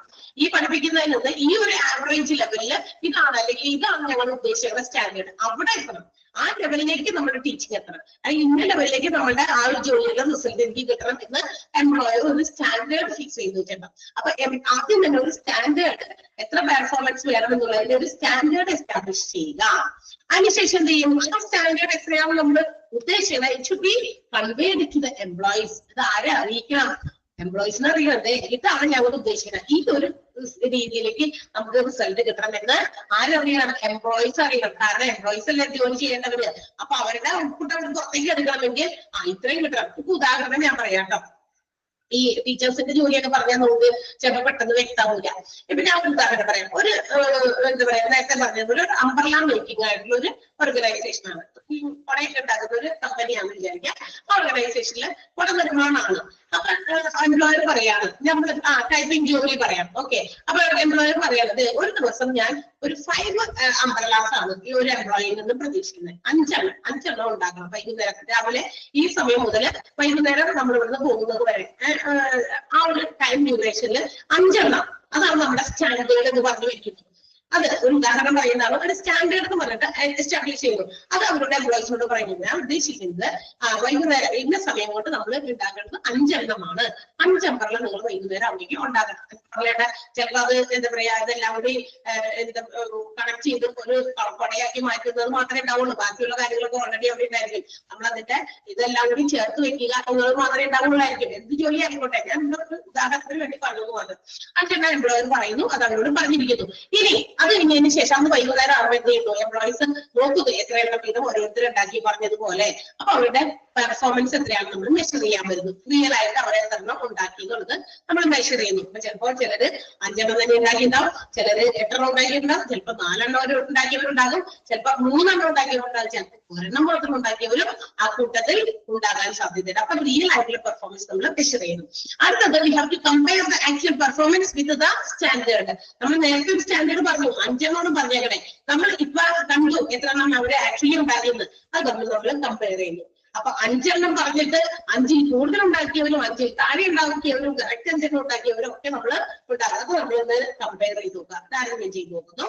Then discuss the appraisal with the employees. അതിനുശേഷം നമ്മൾ എന്ത് ചെയ്യും, അതിന്റെ റിസൾട്ട് നമ്മൾ അവരുമായി ഡിസ്കസ് ചെയ്യണം. എന്ത് 5 എണ്ണമാണ് ഞാൻ സ്റ്റാൻഡേർഡ് പറഞ്ഞത്, നിങ്ങൾ 5 എണ്ണം എന്ന് പറഞ്ഞ ആൾക്കാർ ഇവിടെ 8 എണ്ണം ഉണ്ടാക്കി, അവരെ മാറ്റി നിർത്തി, അവർ എന്ത് കൊടുത്തു, ഓ വെൽ ഡൺ, നിങ്ങൾ നമ്മൾ ഉദ്ദേശിച്ച സ്റ്റാൻഡേർഡിനേക്കാൾ ഔട്ട്സ്റ്റാൻഡിംഗ് പെർഫോമൻസ് നിങ്ങൾ കാഴ്ചവെച്ചു. അപ്പൊ നമുക്ക് എന്ത് കിട്ടും, അപ്രീസിയേഷൻസ് കിട്ടും. ചിലപ്പോൾ പറയും നിങ്ങളുടെ സാലറി കൂട്ടിയിട്ട് പറയും, ചിലപ്പോൾ നിങ്ങൾ ഈ രീതിയിലല്ല, ഇവിടെ അല്ല, നിങ്ങളുടെ അപ്പുറത്തേക്ക് പ്രൊമോഷൻ തന്നിട്ടെന്ന് പറയും. അങ്ങനെ കുറെ കാര്യങ്ങളൊക്കെ നമുക്ക് കിട്ടുന്നത് ഈ പെർഫോമൻസ് അപ്രൈസിൽ നിന്നാണ്, ചില വിലയിരുത്തലുകളിൽ നിന്നാണ്. ഓക്കെ, അതിന് വേറെ ആളുകളെ കണ്ടു, അവര് പറഞ്ഞു ഉണ്ടാക്കിയെന്ന് പറഞ്ഞിട്ട് നിങ്ങൾ ഒരെണ്ണാണ് ഉണ്ടാക്കിയത്, സോ ഇറ്റ്സ് വെരി ബാഡ് അല്ലേ. അപ്പൊ നമ്മൾ ഉദ്ദേശിച്ച റിസൾട്ട് കിട്ടിയിട്ടില്ല. അപ്പൊ തീരുമാനം ഗോസ് ടു ദ എംപ്ലോയർ, എംപ്ലോയറിലേക്ക് പോകുന്ന തീരുമാനം, അവരെടുക്കണോ അല്ലെങ്കിൽ വേണോ തള്ളിക്കളയണോ എന്നുള്ളത്. Okay, so if necessary they have to take corrective actions. അതിന് ഇപ്പൊ ചിലപ്പോ 4 എണ്ണം ഉണ്ടാക്കിയവരുണ്ടാകാത്ത എന്ന് വിചാരിക്കാം, 5ലേക്ക് എത്താൻ ഒരു കുട കൂടി, അപ്പൊ നിങ്ങൾക്ക് പറ്റും. അപ്പൊ ഒരു കറക്ഷൻ, അവർക്ക് വേണ്ട ചില എന്താ പറയാ തിരുത്തലുകൾ കൊടുത്ത് അവരെ വീണ്ടും കൂടി പൊക്കിക്കൊണ്ടുവരാനുള്ള ചില മോട്ടിവേഷൻസ് ഒക്കെ കൊടുത്ത് വേണമെങ്കിൽ അവർക്ക് ചില പ്രചോദനങ്ങളൊക്കെ കൊടുക്കാൻ പറ്റും. മനസ്സിലായോ? അപ്പൊ പെർഫോമൻസ് എന്താ പറയാ അപ്രൈസൽ എന്ന് പറയുന്നത് എംപ്ലോയീസിന്റെ പെർഫോമൻസിനെ നമ്മൾ വിലയിരുത്തുന്നതാണ്. അത് ഏതൊക്കെ രീതിയിൽ, അത് ഏത് നടപടിയിലൂടെയാണ് അത് നടക്കുക എന്നാണ് പറഞ്ഞേക്കുന്നത്. ആദ്യം തന്നെ we have to establish a performance standard, convey the standard to the employees. അടുത്തത് measure the actual performance. Next one, compare the actual performance with the standard. അടുത്തത് discuss the appraisal with the employees. And the last one, to if necessary to make corrective actions. Clear ആയോ? Performance appraisal എന്ന് പറയുന്ന ആ sentence അങ്ങനെ തന്നെ underline ചെയ്യുക, ഈ പോയിന്റുകളും അണ്ടർലൈൻ ചെയ്യുക കേട്ടാ, അത് ഇമ്പോർട്ടന്റ് ആണ്. പറഞ്ഞോട്ടെ, അടുത്തത്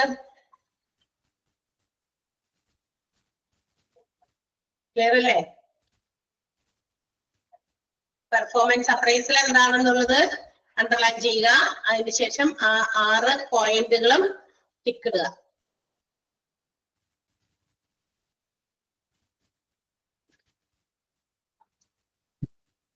ക്ലിയർ ആയോ എല്ലാവർക്കും?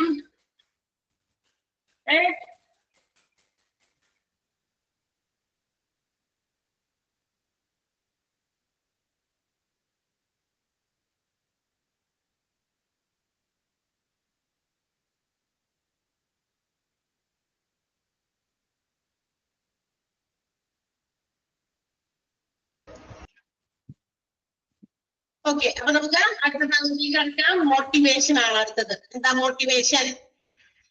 നമുക്കറിയാം ഒരു ഓർഗനൈസേഷൻ ഹാവ് ഡിഫറെന്റ് ഗോൾസ്. ഒരു ഓർഗനൈസേഷൻ പലതരത്തിലുള്ള എയിം, ഗോൾസ്, ലക്ഷ്യങ്ങൾ ഉണ്ടായിരിക്കും. അതിൽ ഒരു പ്രധാനപ്പെട്ട ലക്ഷ്യമാണ് ടു മേക്ക് മാക്സിമം പ്രോഫിറ്റ്. ഒരു പ്രധാനപ്പെട്ട ലക്ഷ്യം എന്താ? പരമാവധി ലാഭം ഉണ്ടാക്കുക എന്നുള്ളതാണ് ഏറ്റവും പ്രധാനപ്പെട്ട ലക്ഷ്യം. അതിനോടൊപ്പം ചേർത്ത് വെക്കുന്ന ഒരുപാട് ലക്ഷ്യങ്ങൾ വേറെയും ഉണ്ടായിരിക്കാം. So the goals of the organisation can be achieved. ആ ഓർഗനൈസേഷന്റെ ഏത് തരത്തിലുള്ള ഗോൾസ്, ലക്ഷ്യങ്ങളാണോ, ഇതെല്ലാം എങ്ങനെ പറ്റുള്ളൂ ആ ഒരു വിജയത്തിലേക്ക് അല്ലെങ്കിൽ ആ ഒരു ലക്ഷ്യങ്ങൾ നേടിയെടുക്കണമെങ്കിൽ നമുക്ക് പറ്റുന്ന ഒരു രീതി എന്ന് പറയുന്നത് by persuading or by inducing workers and to make their performance more productive.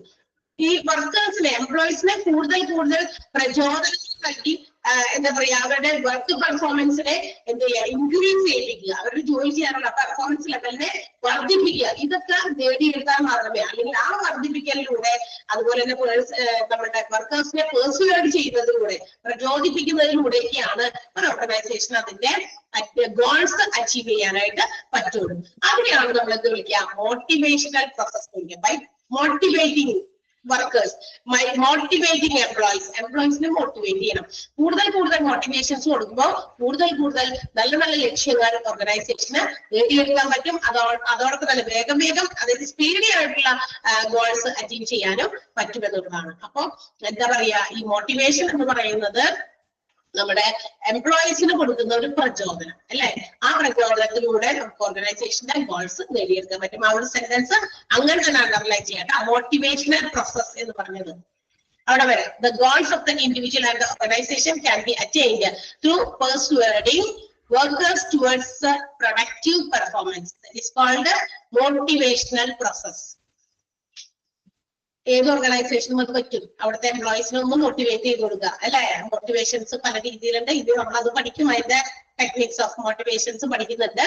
അപ്പൊ ഇനി ഒബ്ജക്റ്റീവ്സ് ഓഫ് മോട്ടിവേഷൻ. എന്താണ് മോട്ടിവേഷന്റെ ഒബ്ജക്റ്റീവ്? അതായത് നമുക്കറിയാം മോട്ടിവേറ്റഡ് ആയിട്ടുള്ള വർക്കേഴ്സിന്റെ പെർഫോമൻസ് വളരെ നല്ലതായിരിക്കും. എന്ന് വെച്ചാൽ പല രീതിയിൽ നമ്മൾ അപ്രീസിയേറ്റ് ചെയ്യുന്നു അല്ലെ. നല്ലത് ചെയ്യുന്ന ജോലിക്ക് ഒരു അപ്രൈസൽ അല്ലെ. നല്ല രീതി ചെയ്യുമ്പോൾ മറ്റുള്ളവർക്ക് വ്യത്യസ്തമായിട്ട് കുറച്ചുകൂടി നല്ല രീതിയിൽ പ്രവർത്തിക്കുന്ന ആളുകളെ വിളിച്ച് അഭിനന്ദിക്കുക അല്ലെ. അത് അവരുടെ ജോലി ചെയ്യാനുള്ള ഒരു ഇൻതൂസിയാസം, അവരുടെ എന്താ പറയാ അതിയായ ഒരു താല്പര്യം, അതുപോലെ തന്നെ സന്തോഷം, ഇത് അവരുടെ ഒരു ജോലി വളരെ പാഷനായിട്ട് ചെയ്യുക അല്ലെ. നമ്മളിപ്പോ ചില ജോലികൾ ചില ആൾക്കാർ കഷ്ടപ്പെട്ടിരിക്കും അല്ലെ. അതേസമയം ചില ആൾക്കാർ ചില ജോലി ചെയ്യുന്നവരുമ്പോഴേ അതൊരു പാഷനാണ്. അതിനോട് ഭയങ്കര ആത്മാർത്ഥത കാണിച്ച് ചെയ്യുന്നവരുണ്ട്. ആ ഭയങ്കര ആത്മാർത്ഥത കിട്ടാനുള്ള ഒരു വഴി എന്ന് പറയുന്നതാണ് എന്ത്? ഈ പറയുന്ന മോട്ടിവേഷൻസ്. ആ മോട്ടിവേഷൻ കൊടുക്കുമ്പോൾ ഭയങ്കര ആത്മാർത്ഥതയോടെ എംപ്ലോയീസ് ജോലി ചെയ്യും. എംപ്ലോയീസിനല്ല ഈ പറഞ്ഞ പോലെ നല്ല രീതിയിൽ ജോലി ചെയ്താൽ അത് ഓർഗനൈസേഷന്റെ സക്സസ് അല്ലേ. അപ്പൊ അതിന് വേണ്ടിയിട്ട് മോട്ടിവേഷൻസ് എന്തായാലും കൊടുക്കണം. അപ്പൊ എംപ്ലോയീസിന് മോട്ടിവേഷൻസ് കൊടുക്കുന്നതിലൂടെ എന്തൊക്കെ കിട്ടുക? പാഷൻ. എംപ്ലോയീസ് പാഷനോടുകൂടി ജോലി ചെയ്യും. ഇനീഷ്യേറ്റീവ് ആകും. അവർക്ക് ഒത്തിരി ഇൻട്രസ്റ്റ് ഉണ്ടാകും. ഒത്തിരി ഇൻതൂസിയാസം ഉണ്ടാകും. ഇതൊക്കെ എന്താ പറയാ അവരുടെ മോറൽ സാറ്റിസ്ഫാക്ഷൻ, അവരുടെ മനസ്സിൽ ആന്തരികമായിട്ടുള്ള ഒരു മെന്റൽ സാറ്റിസ്ഫാക്ഷൻ ആണ് അങ്ങനെ കൊടുക്കുക. And also they do there duties with responsibility. വളരെ ഉത്തരവാദിത്വത്തോടെ ജോലി ചെയ്യും. വിശ്വാസത്തോടെ ലോയൽറ്റിയോടുകൂടെ ജോലി ചെയ്യും. അതുപോലെ വളരെ ഡിസിപ്ലിൻഡ് ആയിട്ട് അച്ചടക്കത്തോടെ ജോലി ചെയ്യും. അതുപോലെ തന്നെ വളരെ അഭിമാനത്തോടെ പ്രൈഡായിട്ട് വളരെ വിശ്വാസത്തോടെ കോൺഫിഡന്റ് ആയിട്ട് അങ്ങനെ പല രീതിയിലും ആളുകൾക്ക് ജോലി ചെയ്യാനുള്ള ഒരു അവസരം കൂടിയാണ് ഈ മോട്ടിവേഷൻ കൊണ്ട് ഉണ്ടാകുന്നത്. സോ മോട്ടിവേഷന്റെ ഒബ്ജക്റ്റീവ്സ് ഈ പറഞ്ഞ കാര്യങ്ങളൊക്കെ ഉണ്ടായിരുന്നു. കുറെ കാര്യങ്ങൾ വേർഡുകൾ എടുത്ത് പറഞ്ഞിട്ട് initiative, interest, enthusiasm, morale satisfaction, responsibility, loyalty, അതുപോലെ തന്നെ ഡിസിപ്ലിൻ, പ്രൈഡ്, കോൺഫിഡൻസ്. ഓക്കെ, ഇതൊക്കെ വർദ്ധിപ്പിക്കും എംപ്ലോയീസിന്റെ. ഇതൊക്കെ വർദ്ധിച്ചാൽ അതിന്റെ കറക്റ്റ് അതിന്റെ റിസൾട്ട് എവിടെ വരുന്നത്? ഓർഗനൈസേഷൻ അതിന്റെ ഇഫക്റ്റീവ് ആയിട്ടുള്ള ഗോൾസ് നേടിയെടുക്കുന്നതിലേക്കാണ് ഇതിന്റെ എല്ലാം അവസാനിക്കുന്നത്. ഓക്കെ, അപ്പൊ എംപ്ലോയീസ് കൂടുതൽ മോട്ടിവേറ്റഡ് ആകുമ്പോൾ കൂടുതൽ റിസൾട്ട് അതനുസരിച്ച് ഓർഗനൈസേഷന് കിട്ടുന്നു. മോട്ടിവേഷന്റെ ടെക്നിക്സ് എന്ത് ചെയ്യുന്നു? എംപ്ലോയീസിന്റെ ഗ്രോത്ത്, എംപ്ലോയീസിന്റെ ജോലിക്കാരുടെ വളർച്ചയ്ക്ക് അത് കാരണമാവുകയും ചെയ്യും. ഓക്കെ, ഈ സെന്റൻസ് മാത്രം അണ്ടർലൈൻ ചെയ്യാട്ടോ. It is the purpose of motivation to create conditions. അതില് ആ കുറെ വാക്കുകളൊന്നും ഓർത്തിരുന്നാൽ മതി. അന്ന് ആ വാക്കുകൾ മെയിൻ ആയിട്ട് ഞാൻ പറഞ്ഞ വാക്കുകളൊന്നും അണ്ടർലൈൻ ചെയ്യാം. പർപ്പസ് ഓഫ് മോട്ടിവേഷൻ എന്ന് പറഞ്ഞ സെന്റൻസ് ഉണ്ടോ? It is the purpose of motivation എന്ന് അണ്ടർലൈൻ ചെയ്തിട്ട് പിന്നെ കുറെ വേർഡുകൾ ഉണ്ട്, അത് മാത്രം എടുത്ത് ഒന്ന് അണ്ടർലൈൻ ചെയ്താൽ മതി. Initiative, passion, interest, enthusiasm, moral satisfaction, responsibility, loyalty, confidence, pride, confidence. ഇത്രയും വാക്കുകൾ നമ്മളെല്ലാം ചെയ്താൽ മതി. ഇതൊക്കെയാണ് മോട്ടിവേഷൻ കൊണ്ടുണ്ടാകുന്ന നേട്ടം. ക്ലിയർ ആയോ?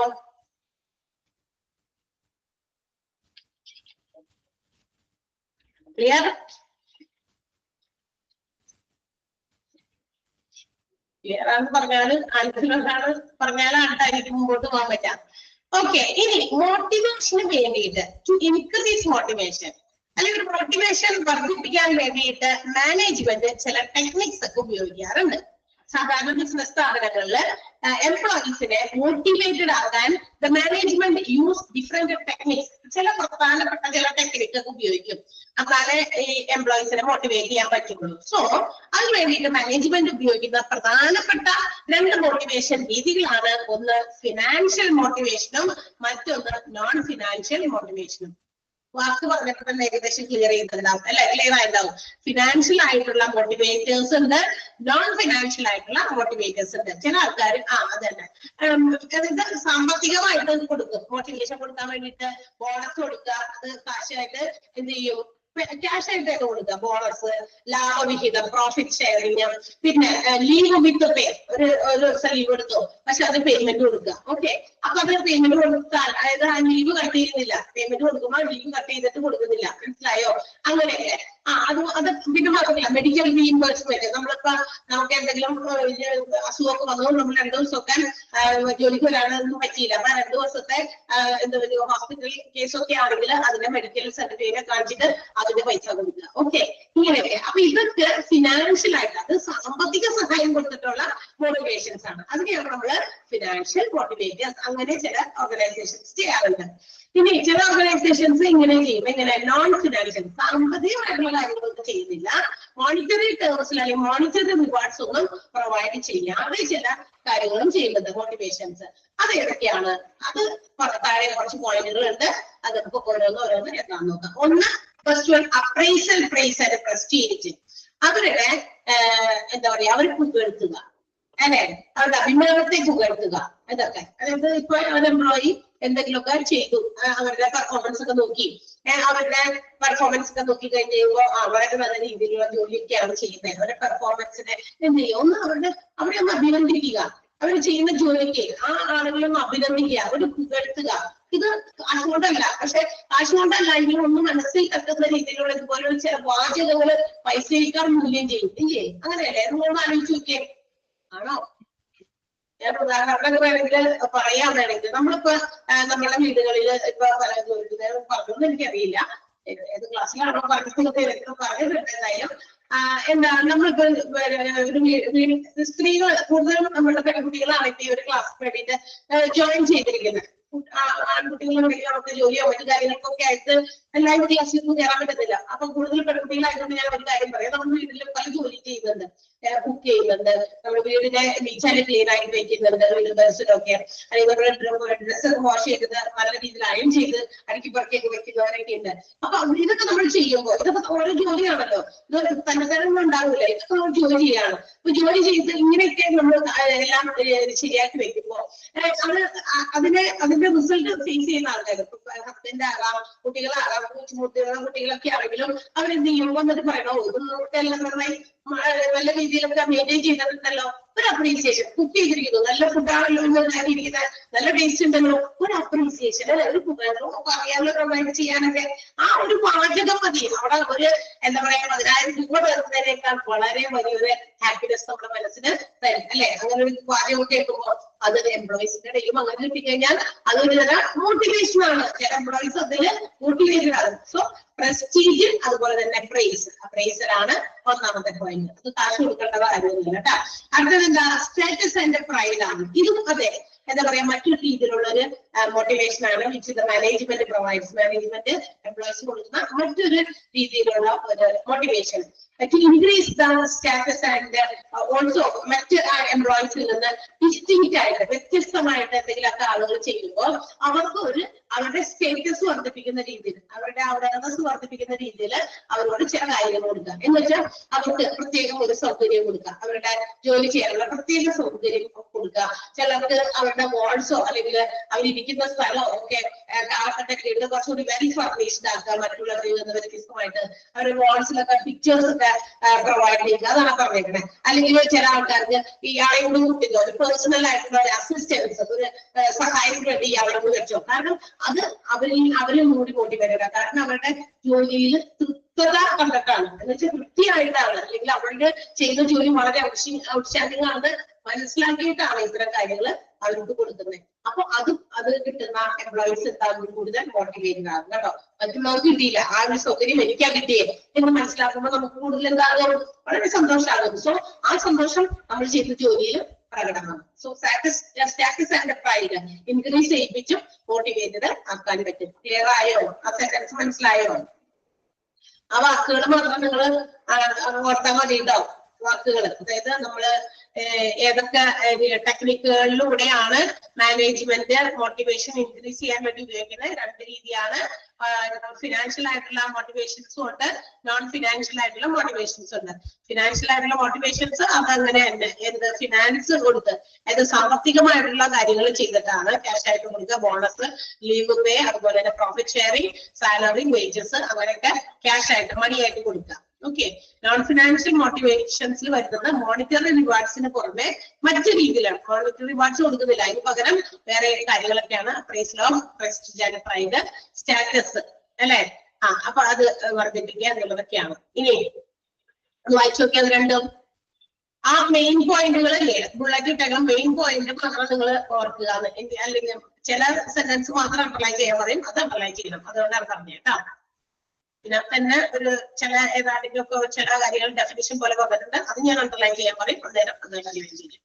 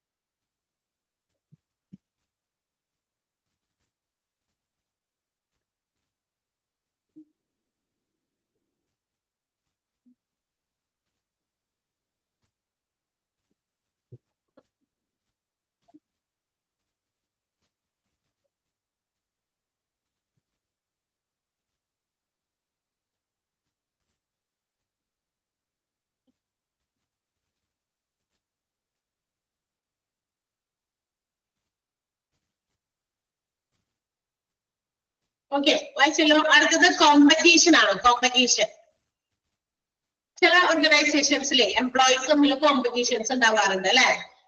എന്താ പറയാ, ഭയങ്കര ഒരു മത്സര ബുദ്ധി. അതായത് ചെയ്യുന്ന ജോലികൾ തന്നെ അങ്ങോട്ടും ഇങ്ങോട്ടൊക്കെ മത്സരിച്ചൊക്കെ ചെയ്യാവുന്ന ആളുകളുണ്ട്. മറ്റാണെങ്കിൽ ഓരോരുത്തർക്കും അവരവരുടേതായ ഒരു ഈഗോ സാറ്റിസ്ഫൈ ചെയ്യാൻ വേണ്ടിയിട്ട് അങ്ങനെയൊക്കെ ചെയ്യുന്നത് കൊണ്ട് കുഴപ്പമൊന്നുമില്ല. പക്ഷെ ഭയങ്കരമായി മത്സരിച്ച് ചെയ്യുന്ന കാര്യമല്ല ഒരു ജോലി എന്ന് പറയുന്നത്. പക്ഷെ ചില ആളുകൾക്ക് അവരുടേതായ ഒരു എന്താ പറയാ വിൻ ചെയ്യാൻ ഇന്ന ഒരു കാര്യം എനിക്ക് നേടണം എന്നുള്ള രീതിയിൽ വേണമെങ്കിൽ അവർക്ക് സ്വന്തമായിട്ട് അതനുസരിച്ച് ചെയ്യാം, കോപ്പി ചെയ്യാൻ പറ്റും എന്നുള്ളതാണ്. അതല്ല എങ്കിൽ ശരിക്കും പറഞ്ഞ ഒരു ഓർഗനൈസേഷനിൽ നമ്മളെ ഒരു കോമ്പറ്റീഷൻസിന്റെ ആവശ്യമില്ല. കാരണം ഏറ്റവും നന്നായി ചെയ്യുന്ന ആളുകൾക്ക് ഏറ്റവും നല്ല സാലറി അങ്ങനെയൊന്നുമില്ല. നമ്മളൊരു സാലറി നമുക്ക് തന്നിരിക്കുന്ന ഒരു സാലറി ഉണ്ട്, പറഞ്ഞിരിക്കുന്ന സാലറി കൺസോളിഡേറ്റഡ് സാലറി ഉണ്ട്. ആ ഒരു സാലറിയിലാണ് നമ്മൾ ജോലി ചെയ്യാനായിട്ട് ജോയിൻ ചെയ്തിരിക്കുന്നത്. ഇനി ചില സാഹചര്യങ്ങളിൽ അല്ലെങ്കിൽ ബോണസും മറ്റു കാര്യങ്ങളൊക്കെ ആയിട്ട് അഡീഷണൽ പേയ്മെന്റ് ഒക്കെ നമുക്ക് കിട്ടുന്നുണ്ടെങ്കിൽ അത് മറ്റേതെങ്കിലും തരത്തിലുള്ള കാര്യങ്ങൾക്കാണ്, പെർഫോമൻസ് വെച്ചിട്ടാണ് നമുക്ക് തരാം. ഓക്കെ, അല്ലാതെ മറ്റുള്ളവരുമായിട്ട് മത്സരിച്ച് ചെയ്യേണ്ട ആവശ്യമൊന്നുമില്ല. അപ്പൊ നമുക്ക് നമ്മുടേതായ ഈഗോയ്ക്ക് വേണ്ടി നമുക്ക് ചാൻസസ് ടു വിൻ, അവർക്ക് വിൻ ചെയ്യാനുള്ള ഒരു ചാൻസ് കിട്ടുവാണെങ്കിലോ എന്ത് ചെയ്യാം, നമുക്ക് അതനുസരിച്ച് ചെയ്യാം. അല്ലാതെ കോമ്പറ്റീഷൻസ് കൊണ്ടുവരേണ്ട ആവശ്യമൊന്നുമില്ല ഓർഗനൈസേഷനിൽ. അപ്പൊ കോമ്പറ്റീഷൻസ് ഇൻഡിവിജ്വൽസിനെ നിന്നും ഒരു ഓർഗനൈസേഷനിൽ ഒരിക്കലും എക്സ്പെക്ട് ചെയ്യുന്ന ഒന്നല്ല. അപ്പൊ അതുകൊണ്ട് അത് പ്രോത്സാഹിപ്പിക്കില്ല ഓർഗനൈസേഷൻസ്. കോമ്പറ്റീഷൻസ് ആവശ്യമില്ല, പക്ഷെ നമുക്ക് വിൻ ചെയ്യാനായിട്ട് നമ്മളുടെ ഒരു ഈഗോയ്ക്ക് വേണ്ടിയിട്ട് നമ്മുടെ സെൽഫ് ഒരു ആവശ്യമാണത്, നമ്മുടെ ഈഗോ നിലനിർത്തുക എന്നൊക്കെ ഉള്ളത്. അങ്ങനെയുള്ള സാഹചര്യങ്ങളിൽ അവര് എന്ത് ചെയ്യുന്നു അതനുസരിച്ച് ചെയ്യാം എന്നുള്ളതാണ് പറഞ്ഞിരിക്കുന്നത് കോമ്പറ്റീഷൻസ്. ഓക്കെ, ഇനി അടുത്തത് ഡെലഗേഷൻ ഓഫ് അതോറിറ്റി ആണ്. ഇനി എന്തെങ്കിലും അധികാരം കൊടുക്കുക, അതും മറ്റൊരു മോട്ടിവേഷൻ ആണ്.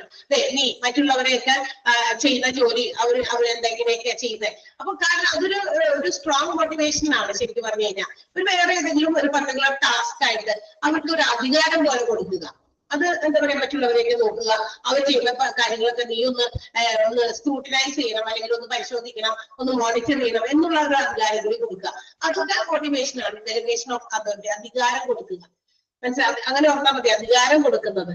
മനസ്സിലായോ? അടുത്തത് പാർട്ടിസിപ്പേഷൻ. എന്തിലും പാർട്ടിസിപ്പേറ്റ് ചെയ്യിപ്പിക്കുക, എന്തെങ്കിലും തരത്തിലുള്ള ഡിസിഷൻ മേക്കിംഗ് ഒക്കെ, എന്തെങ്കിലും നമുക്ക് ആലോചിച്ച് തീരുമാനം എടുക്കേണ്ട ഓർഗനൈസേഷന്റെ പ്രധാനപ്പെട്ട പല കാര്യങ്ങളിൽ തീരുമാനങ്ങൾ എടുക്കണമെങ്കിൽ അങ്ങനെ ഡിസിഷൻ മേക്കിംഗിൽ അവരെ ഇൻക്ലൂഡ് ചെയ്യിപ്പിക്കുക. ചില ആൾക്കാരെ, അതെല്ലാവരെയും ഇൻക്ലൂഡ് ചെയ്യാനല്ല, അത്തരം ആളുകളെ, ചില സ്പെഷ്യലി സെലക്ട് ചെയ്യുന്ന ആളുകളെ, അതൊരു മോട്ടിവേഷൻ ആണ് ശരിക്കും. എന്നെ കൂടി അതിനകത്ത് വിളിച്ചു കണ്ടോ, പ്രധാനപ്പെട്ട തീരുമാനം ഓർഗനൈസേഷൻ എടുക്കാനാണ്, പക്ഷെ എന്നെ കൂടി അതിനകത്ത് ഇൻക്ലൂഡ് ചെയ്യിപ്പിച്ചു. അതിന് എന്തുകൊണ്ട്? അപ്പൊ ആള് സ്വന്തമായിട്ട് മോട്ടിവേറ്റഡ് ആകും. കാരണം നമുക്ക് അങ്ങനെ മാനേജ്മെന്റ് നമുക്കൊരു ഒരു വില തരുന്നുണ്ടല്ലോ എന്നൊരു ഫീലിംഗ് ആ എംപ്ലോയീസിന്റെ ഉള്ളിൽ വരും. So they get motivated. അങ്ങനെ വരുമ്പോൾ അവർക്ക് മോട്ടിവേറ്റഡ് ആകുന്നു. ഓക്കെ, അപ്പൊ പാർട്ടിസിപ്പേഷൻ. അപ്പൊ ഇന്ന് പഠിച്ച അത്രയും പോയിന്റുകൾ മാത്രം ഓർക്കുക. ഏതൊക്കെയാണ്? Appraisal of prize and prestige, അടുത്തത് സ്റ്റാറ്റസ് ആൻഡ് പ്രൈഡ്, ഇത് കോമ്പറ്റീഷൻ, അടുത്തത് ഡെലിഗേഷൻ ഓഫ് അതോറിറ്റി, അടുത്തത് പാർട്ടിസിപ്പേഷൻ. അവിടെ വരെ വായിച്ച് നോക്കാട്ടാ. ഇത്ര വരെ നമ്മൾ പഠിക്കുന്നത്. ലാസ്റ്റ് പഠിച്ചുകൊണ്ടിരിക്കുന്നത് കുറച്ച് ഭാഗം കൂടി ഉള്ളൂ ഈ ഒരു ചാപ്റ്ററിന്റെ. മോട്ടിവേറ്റഡ് ആക്കാൻ വേണ്ടിയിട്ട് മാനേജ്മെന്റ് സ്വീകരിക്കുന്ന ചില എന്താ പറയാ മാർഗങ്ങളാണ്. അതിൽ ഒന്ന് ഫിനാൻഷ്യൽ ആയിട്ടുള്ള മോട്ടിവേഷനും, രണ്ട് non financial motivation. Non financial മോട്ടിവേഷനിലാണ് നമ്മൾ ഈ 5 ഇപ്പൊ പറഞ്ഞത്. ക്ലിയർ ആയോ? ബാക്കിയുള്ള ഇത് അടുത്ത ക്ലാസ്സിൽ പഠിക്കും. അടുത്ത ക്ലാസ്സിൽ കുറച്ചും കൂടി ഉള്ള ഒരു പേജ്, മാക്സിമം ഒരു പേജേ ഉള്ളൂ, 2 കൂടി കൂട്ടിയിട്ട്. അപ്പൊ അത്രയും നമുക്ക് അടുത്ത ക്ലാസ്സിൽ ബാക്കി തീർത്തിട്ട് ഒരു മൊഡ്യൂളിൽ, അടുത്ത മൊഡ്യൂളിൽ ഒരു ചാപ്റ്റർ കൂടി നമുക്ക് എടുക്കാനുണ്ട്. ഏതാണെന്ന് അറിയാമോ? തീർന്നോ? എല്ലാ ചാപ്റ്റേഴ്സും തീർന്നോ? ആരുടെയെങ്കിലും ചാപ്റ്റേഴ്സ് തീർന്നോ? ഏതെങ്കിലും ടീച്ചേഴ്സിന്റെ ചാപ്റ്റേഴ്സ് തീർന്നോ എന്ന് പറയൂ.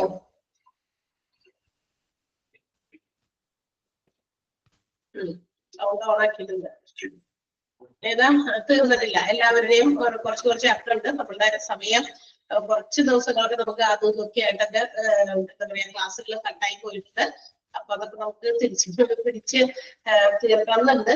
അടുത്ത ദിവസങ്ങളിൽ കിട്ടുന്ന ക്ലാസ് ആണെങ്കിൽ കയറണമെന്നുണ്ട്. വേറെ ജോലികളുണ്ടെങ്കിൽ ആ ക്ലാസ്സിൽ കയറി നമുക്ക് തീർക്കാൻ പറ്റും. അടുത്ത ചാപ്റ്റർ എനിക്ക് എടുക്കാനുള്ളത് മെഡിക്കൽ ഇൻഷുറൻസ് ആണ്. അത്ര വലിയ ബുദ്ധിമുട്ടുള്ള ചാപ്റ്റർ ആണ്, കുറച്ച് എളുപ്പമുള്ള ചാപ്റ്റർ ആണ് മെഡിക്കൽ ഇൻഷുറൻസ് എന്ന് പറയുന്നത്. ഇൻഷുറൻസുമായി ബന്ധപ്പെട്ടതായതുകൊണ്ട് ഇന്നിപ്പോ നമുക്ക് അധികം അങ്ങനെ വലിയ കാര്യമായിട്ട് പറഞ്ഞു തരേണ്ട ആവശ്യമില്ല. കാരണം ഇന്ന് എന്ത് കാര്യം എടുത്താലും നമ്മളോട് അത് ഇൻഷുർ ചെയ്യാനായിട്ട് പറയാറുണ്ട്. ഇപ്പോൾ ഒരു മൊബൈൽ ഫോൺ എടുത്താൽ പോലും ഇൻഷുർ ചെയ്യാനായിട്ട് പറയാറുണ്ട് അല്ലെ. പലതരത്തിലുള്ള നഷ്ടങ്ങളും നാശങ്ങളും ഒക്കെ അത്തരം എക്യുപ്മെന്റുകൾക്ക് സംഭവിക്കുന്നത് കൊണ്ടാണ് ഇൻഷുർഡ് ആകുന്നത്. നമ്മൾ ഉപയോഗിക്കുന്ന വാഹനങ്ങൾ അല്ലെ. അപ്പൊ അതൊക്കെ ആയതുകൊണ്ട് തന്നെ എളുപ്പമാണ്. പക്ഷെ നമ്മൾ മെഡിക്കൽ ഇൻഷുറൻസുമായിട്ട് ബന്ധപ്പെട്ടതാണ്. 4 ചാപ്റ്റേഴ്സ് കൂടി ഉണ്ട്. അത് ഓരോ ടീച്ചേഴ്സിന്റെ അല്ലേ, എല്ലാവരുടെയും കൂടി കൂട്ടിയിട്ടല്ലേ പറഞ്ഞേ. എല്ലാവർക്കും ഓരോ ചാപ്റ്റേഴ്സ് ഉണ്ടെന്നാണ് ഞാൻ പറഞ്ഞത്. എടുത്തോണ്ടിരിക്കുന്ന ചാപ്റ്റർ കൂടാതെ ഓരോന്നും കൂടി എല്ലാവർക്കും ഉണ്ട്. തീർന്നനുസരിച്ച് നമ്മള് ഓക്കെ, തീർന്നനുസരിച്ച് വേഗം എടുക്കും. നാളെ എനിക്ക് വേറെ ഒരു കാര്യം ഇല്ലെങ്കിൽ നാളെ ചിലപ്പോൾ ഞാൻ തീർന്നതായിരിക്കും കേട്ടോ. ഓരോ സാറിന്റെ ഓർമ്മ ജോബ് സാറിന്റെ കിട്ടുകയാണെങ്കിൽ സമയം വേറെ ക്ലാസ്സുകളൊന്നും ഡിസ്റ്റർബ്ഡ് ആകില്ല എങ്കിൽ ഓക്കെ തീർക്കാവുന്നതാണ്. മറ്റേതും കുറച്ച് ക്ലാസ് വേണം. 3 ക്ലാസ് വേണം. മെഡിക്കൽ ഇൻഷുറൻസ് ആണ് കുറച്ച് ഉണ്ട് ഇതിനകത്ത് പറയാനായിട്ട്. Okay, see you. അടുത്ത ദിവസം കാണാം.